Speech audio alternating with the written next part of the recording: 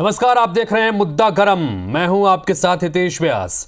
मध्य प्रदेश कांग्रेस संकटों के विकट दौर से इस वक्त गुजर रही है। ऐन चुनाव के बीच दिग्गज नेताओं के दल बदल ने पार्टी को तितर बितर कर रख दिया है। कांग्रेस के रणनीतिकारों की तमाम कोशिशों के बावजूद पार्टी छोड़ने वालों की लिस्ट लंबी होती जा रही है। कांग्रेस को इस वक्त जहां चुनावी रण में दमखम दिखाना है, वो अपने ही कुनबे को बचाने की जद्दोजहद करती नजर आ रही है।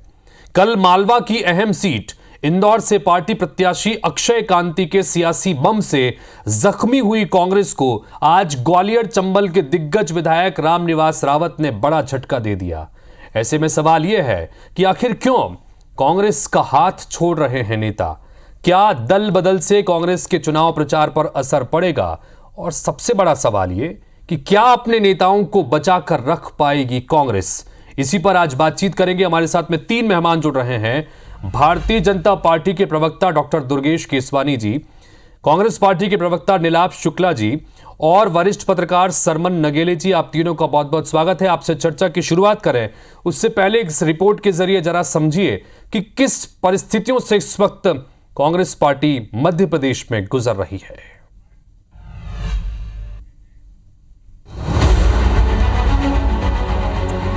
क्या योगदान था उसका कांग्रेस के लिए? क्या योगदान था? कौन सा उसने संघर्ष करा कांग्रेस के लिए जो आपने उठा के उसको टिकट दे दिया? कांग्रेस के मीडिया विभाग के अध्यक्ष और वरिष्ठ नेता मुकेश नायक का यह वक्तव्य ये बताने के लिए काफी है कि मध्य प्रदेश कांग्रेस इस वक्त किस दौर से गुजर रही है। विधानसभा चुनाव में मिली करारी हार के झटके से पार्टी उभर भी नहीं पाई कि दल बदल ने उसकी हालत पस्त कर दी है। पिछले 3-4 महीने के दौरान करीब 20,000 कांग्रेसी हाथ का साथ छोड़ चुके हैं। ज्यादातर ने भाजपा का दामन थाम लिया। अब प्रदेश में तीसरे और चौथे दौर की चुनावी जंग से पहले कांग्रेस में और कितने विकेट गिरेंगे, ये सवाल इन दिनों सियासी गलियारों में चर्चा का विषय है। कांग्रेस के रणनीतिकारों की तमाम कोशिशों के बावजूद पार्टी छोड़ने वालों की लिस्ट लंबी होती जा रही है। वर्तमान विधायक, पूर्व सांसद, नीचे से लेकर ऊपर तक कई नेता और कार्यकर्ता पार्टी को अलविदा कह चुके हैं। सबसे बड़ा झटका तब लगा जब इंदौर से प्रत्याशी बनाए गए अक्षय कांति बम ने ही पार्टी को गच्चा दे दिया और सबको हैरान कर दिया। कांग्रेसी इसे भाजपा की दबाव पॉलिटिक्स का नतीजा बता रहे हैं। लोकतंत्र खतरे में है, आपका जर्नलिज्म खतरे में है। इसकी भी रक्षा हमें करनी और लोकतंत्र की वोट की भी करनी। तो हमारे साथ थे, छोटा और ऊंची बात कुछ भी नहीं बोली जाएगी।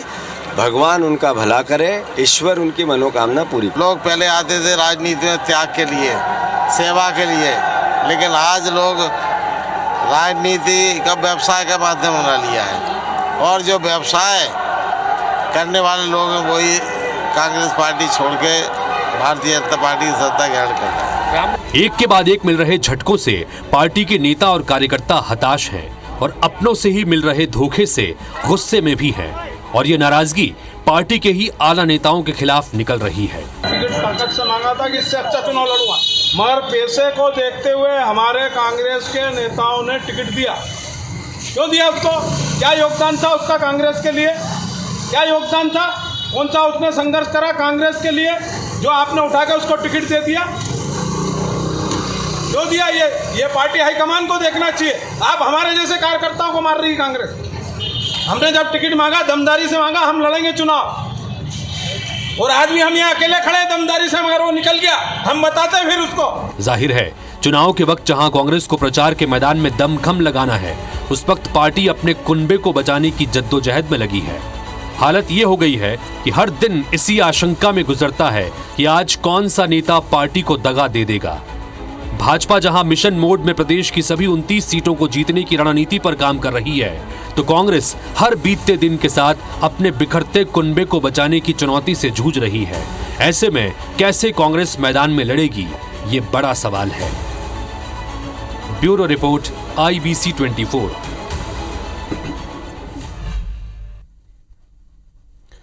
तो ऐसे में कांग्रेस चुनावी जंग कैसे मैदान में लड़ेगी, ये वाकई में बड़ा सवाल है। तीनों मेहमान हमारे साथ में जुड़े हुए हैं। चर्चा की शुरुआत करते हैं। सबसे पहले मैं छोटा छोटा ओपनिंग स्टेटमेंट ले लूंगा। सबसे पहले नीलाभ शुक्ला जी, आपसे जानना चाहेंगे, सबसे बड़ा सवाल ही यही है कि क्या वजह है कि विधानसभा चुनाव में जिस तरह से हार हुई, उसके बाद इन 3 से 4 महीनों के दरमियान कम से कम 20,000 नेता कार्यकर्ता पार्टी का दामन छोड़ चुके हैं, जिसमें छोटे से लेकर ऊपर तक के नेता शामिल हैं। क्या वजह है कि इस तरह की भगदड़ मची हुई है नीलाभ जी? देखिए, ये आंकड़े भारतीय जनता पार्टी द्वारा फैलाए गए आंकड़े हैं, झूठे फर्जी आंकड़े हैं। किराए के लोग पता नहीं कहां से आंकड़े लेकर आ रहे हैं और नंबर बढ़ाए जा रहे हैं। देखिए, इंदौर की घटना संदर्भ में बात करूंगा।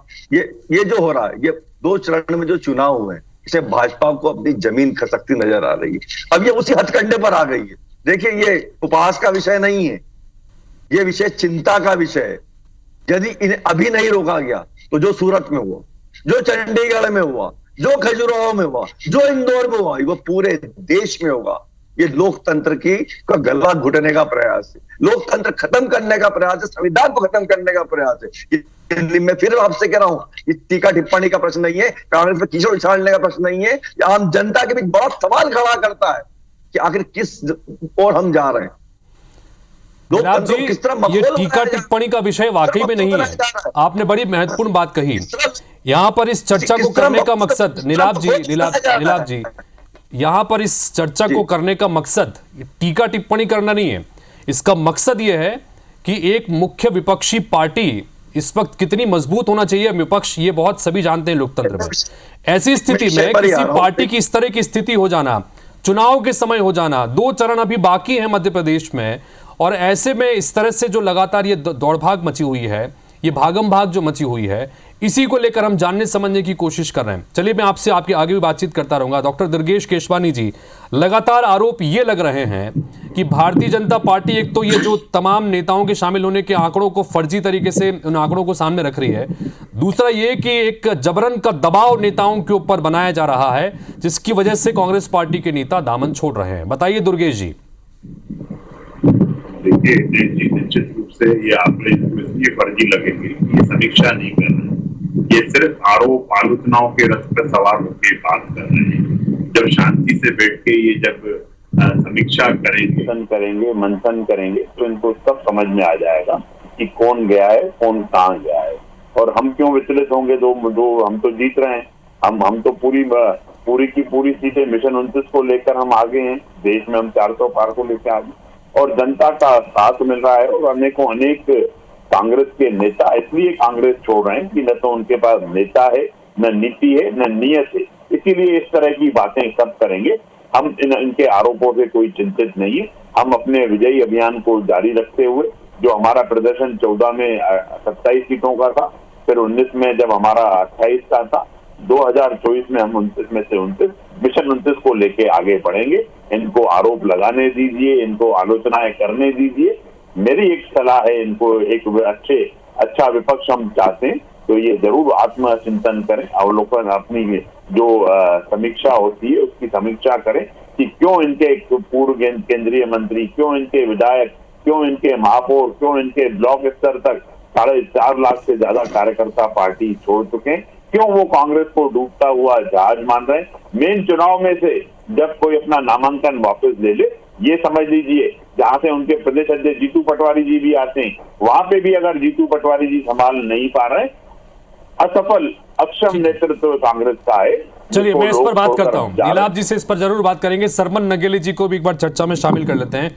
सरमन नगेली जी, आप किस तरह से देखते हैं, जो सवाल मैंने नीलाभ जी से पूछा, उसी गंभीरता के साथ ये सवाल मैं आपसे भी पूछ रहा हूं कि कांग्रेस पार्टी देश की सबसे पुरानी पार्टी और इतने लंबे समय तक अलग अलग सत्ताओं में रही हुई पार्टी, कि इस तरह की एक राज्य में स्थिति हो जाए कि करीब आंकड़े लगातार सामने। चलिए, नीलाभ जी कह रहे हैं कि आंकड़े जो हैं वो गलत हैं, लेकिन हम स्क्रीन पर अभी बड़े बड़े नाम भी दिखा रहे थे। कोई दिन नहीं बीत रहा जब कोई दिग्गज नेता पार्टी का दामन नहीं छोड़ रहा। आप किस तरह से इस चीजों को देखते हैं सरमन जी?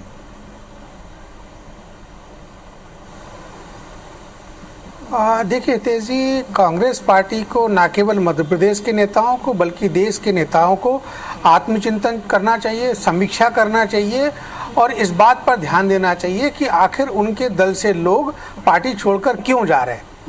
बड़े बड़े सांसद जा रहे हैं, विधायक जा रहे हैं, महापौर जा रहे हैं, पूर्व केंद्रीय मंत्री जा रहे हैं, पूरा का पूरा दलबदल हुआ है 2021-22 में, आपकी जानकारी में है। तो इसको कांग्रेस को सोचना चाहिए। और देखिए, ये जो अभी जो चुनाव चल रहा है ना, ये विधानसभा चुनाव के ठीक बाद माननीय जीतू पटवारी जी को अध्यक्ष बनाया। अब मध्य प्रदेश में कोई ऐसा बड़ा नेता नहीं है जिसके कहने से लोग बात माने। जैसे कमलनाथ जी या दिग्विजय सिंह जी की बात लोग मानते थे, या पचौरी जी की बात मानते थे, या अजय सिंह जी की। अब उतने स्तर का उतना बड़ा परिपक्व नेता नहीं है। तो कांग्रेस पार्टी को, अखिल भारतीय कांग्रेस पार्टी को क्या करना चाहिए था, और राज्य की पार्टी को, कि इस तरह का एक कोई सलाहकार मंडल बना देना चाहिए था जो लोगों को मनाने का काम, जो लोगों को मार्गदर्शन देने का काम, इस तरह का काम करता। लेकिन सारा का सारा दारोमदार जीतू पटवारी पर आ गया है। अब वो कितनी मेहनत कर पा रहे हैं, कितना क्या कर पा रहे हैं, लोग कितनी उनकी बात को गंभीरता से ले रहा है, ये अलग विषय है। लेकिन मेरा यह नीतिगत बात है माननीय हितेश जी, देखिए इलेक्शन कमीशन ऑफ इंडिया बार बार कहता है कि लेवल प्लेइंग फील्ड हम आपको देना है।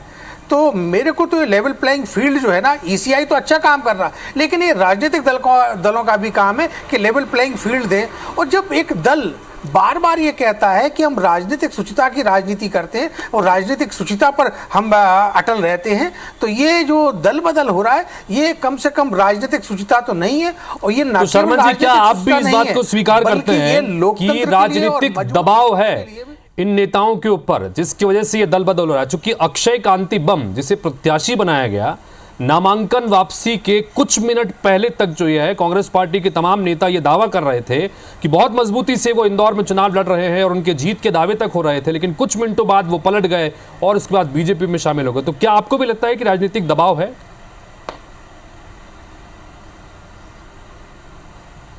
देखिए, राजनीतिक दबाव को मैं तो नहीं मानता हूँ। आंशिक रूप से कुछ अपने निजी हो सकता है, लेकिन देखिए राजनीतिक दबाव होता ना तो फिर आप राजनीति में क्यों आते? क्योंकि आप राजनीति में इसीलिए आते कि आप में संघर्ष करने का मादा होता है, आप कर्मठ होते हैं, आप में लड़ने का मादा होता है और पार्टी की विचारधारा के प्रति आप कमिटेड रहते हैं, अपने आप जो आपकी विचारधारा है उसके प्रति कमिटेड रहते हैं। तो ये दबाव जो है ना, दबाव से यदि राजनीति होने लगे तो फिर बाकी लोग तो राजनीति में रह ही नहीं पाएंगे, क्योंकि जिसकी सत्ता रहेगी वो दबाव बनाएगा। अब आप बताइए, चूंकि जैसा मैंने लगातार अपनी इस रिपोर्ट में भी ये सवाल उठाया, और ये सवाल यही कि ठीक चुनाव का समय चल रहा है, ऐसे वक्त में जहां मैदान पर उतरकर चुनाव के इस प्रचार अभियान को तेज धार देने की जरूरत है, एक रणनीति के साथ में मैदान में उतरकर काम करने की जरूरत है, और वहां पर पार्टी इसी तरह से अपनों के ही दगों से, अपने ही जो दगे दे रहे हैं उस दगा से ही निपट नहीं पा रही है, तो आपको लगता नहीं कि चुनौतीपूर्ण विषय हो गया है?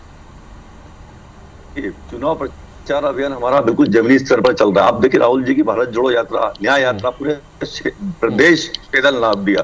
अभी भी लगातार, मैं खुद भी कई बार साथ में हूँ, जीतू पटवारी जी, अरुण यादव जी, विवेक तनखा जी, तमाम बड़े नेता अलग अलग जगह जाकर दौरे कर रहे हैं, सभाएं कर रहे हैं। 2-4 इक्के दुक्के जो केस हुए उसके बारे में मैं ये कहना चाहूँ, इंदौर की आप बात कर रहे हैं, जैसे इंदौर में जो अक्षय कांति बम उम्मीदवार है उन्हें हर तरह से दबाव बनाया, उनके एक पुराने केस को लेकर, उनके व्यापार को लेकर, उनकी कॉलेज की बिल्डिंग्स को लेकर, ठीक है, वो दबाव सहन नहीं कर पाए, भयभीत हो गए, लड़ने का मादा नहीं था, तो उन्होंने पार्टी को छोड़ दिया। निश्चित रूप से जो पत्ता कोई टूटा है शाख से दुख होता है, मैं उससे इनकार नहीं करता। लेकिन भारतीय जनता पार्टी जिस स्तर की राजनीति कर रही है, मैं निश्चित रूप से बहुत ही चिंता का विषय है। लेकिन गुलाब जी, इन सब के बीच में कल हमने जो आप अभी अक्षय कांति बम का, हाँ अक्षय कांति बम का आप जिक्र कर रहे हैं, उसमें कल हमने के मिश्रा जी का एक एक्स पर पोस्ट दिखाया। वो ये कहते हैं कि मुझे 15 दिन पहले ही इस बात की जानकारी मिल गई थी और मैंने पार्टी के एक वरिष्ठ नेता को इस बारे में बताया था और आखिरकार वही हुआ जिसका हमें अंदेशा था। वो वैश्याओं से भी बदतर बता रहे हैं, आस्तीन का सांप तक कांग्रेस पार्टी के नेता बताने लगे। तो ये इस तरह की परिस्थितियां आ क्यों रही हैं? और अगर 15 दिन पहले पता था तो पार्टी के भीतर क्यों कुछ कार्रवाई नहीं हुई? देखिए मिश्रा जी वरिष्ठ नेता, उनके अपनी नजर रहती है। उन्होंने कोई स्टेटमेंट दिया है या कोई ट्वीट किया तो वो सोच समझ के किया होगा। लेकिन अक्षय कांति बम ने सबको भुलावे में रखा, सबको छलावे में रखा, यहाँ तक सुबह तक वो प्रचार करते रहे। उनके ऊपर दबाव था, प्रभाव था, और उनकी सोच कुछ अलग थी, नियत कुछ अलग थी, किसी को पता नहीं लगा।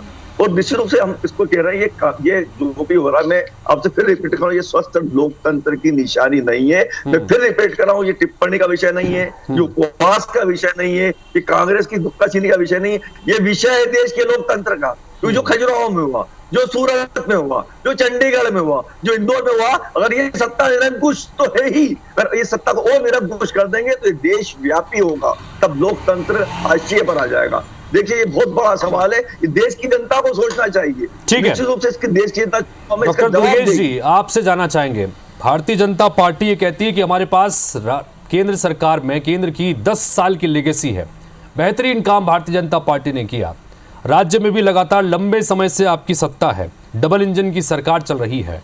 फिर ऐसे में कांग्रेस पार्टी गंभीर आरोप लगाती है कि तमाम तरह के दबाव बनाकर उनके प्रत्याशियों को नाम वापस लेने के लिए मजबूर किया जा रहा है, और जो खजुराहो में हुआ वह लोकतंत्र की हत्या हुई, संविधान को जो है दरकिनार किया जा रहा है।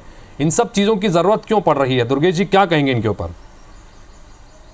देखिए, कांग्रेस जब हारती है ना जी, कभी वो ईवीएम की बात करेगी, कभी वो लोकतंत्र उनको खतरे में दिखेगा, कभी दलित खतरे में दिखेंगे, कभी क्या होगा। ये कांग्रेस का शबूत, चुनाव लड़ने का ये तरीका है। जब जब चुनाव में आते हैं इस तरह की सब बातें करते हैं। मुझे लगता है कि सिर्फ एक ही बात करनी चाहिए कांग्रेस को, कि उनको अपनी समीक्षा करनी चाहिए, पर वो उससे इतर होकर सब बातें कर रहे हैं, आरोप लगा रहे हैं, आलोचनाएं लगा रहे हैं।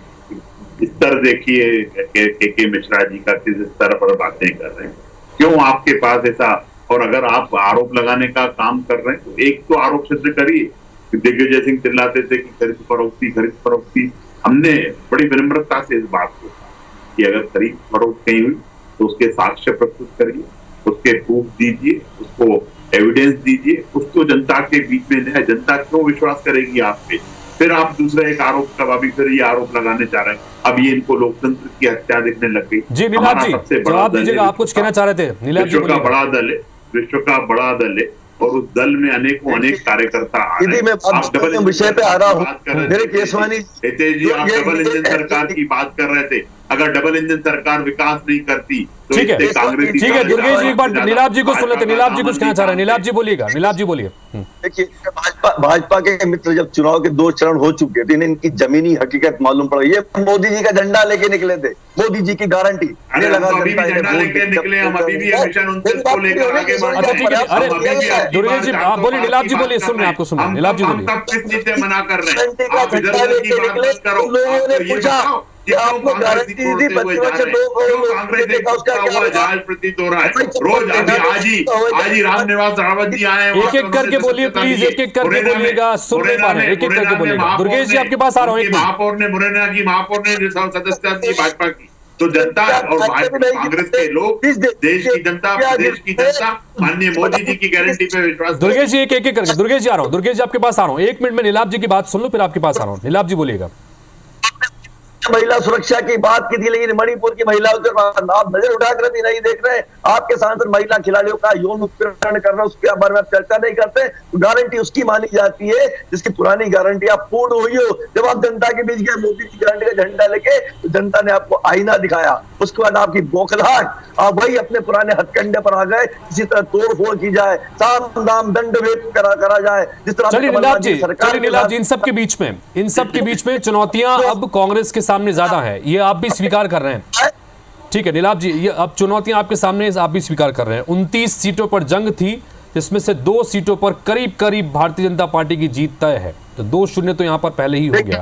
अब ऐसे में ये सवाल मेरा कि जनता के बीच में जो आप ये बात कर रहे हैं, क्या आप ये मैसेज कन्वे कर पाएंगे कि लोकतंत्र को बचाने की जंग पार्टी लड़ रही है, ऐसे में उनका साथ दे? क्या आप ये मैसेज कन्वे कर पाएंगे?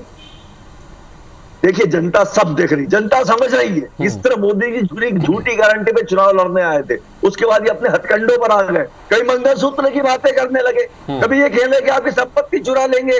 कोई विषय पर बात नहीं, न रोजगार की बात, न महिला सुरक्षा की बात, न किसानों की बात, न गरीबी हटाने की बात। सिर्फ और सिर्फ कांग्रेस को कोसना। मोदी जी क्या भाषण सुनिए, 90% भाषण से। ठीक है, तो कुल मिलाकर नीलाभ जी को यकीन है कि कांग्रेस पार्टी की जो बातें हैं वो जनता पर असर डालेगी, जनता साथ देगी। सरमन नगेली जी, फाइनल कमेंट चाहूंगा आपको इन सब के बीच। जिस तरह के दौर से कांग्रेस गुजर रही है, कैसे इससे निकलेगी, क्या करना चाहिए? सरमन जी संक्षेप में बोलिएगा।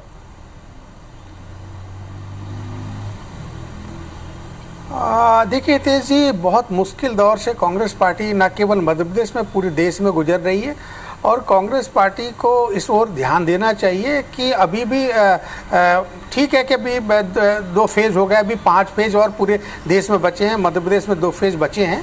तो कांग्रेस पार्टी को इस पर ध्यान देना चाहिए कि हम कैसे अपने कुनबे को रोक के रखें और कैसे हम मतदाताओं तक सीधा संपर्क बना सके, सीधा उनको अपने दल के प्रति, विचारधारा के प्रति उनको आकर्षित कर सके, और कैसे अपने घोषणा कांग्रेस को बैठना होगा, मंथन करना होगा, क्योंकि निकले सभी बारी बारी और कांग्रेस पर दल बदल इस वक्त है भारी। अब कारण इसके पीछे चाहे जो हो, पार्टी को बैठना होगा, मंथन करना होगा और अपने बिखरते कुनबे को रोकते हुए, उसको थामते हुए, सबको साथ लेते हुए कैसे पार्टी बचे हुए 2 चरणों में आगे अपने अभियान को आगे बढ़ा पाएगी, ये देखना होगा। फिलहाल आप तीनों का बहुत बहुत शुक्रिया चर्चा में शामिल होने के लिए। इसी के साथ फिलहाल इस बुलेटिन में इतना ही। नमस्कार।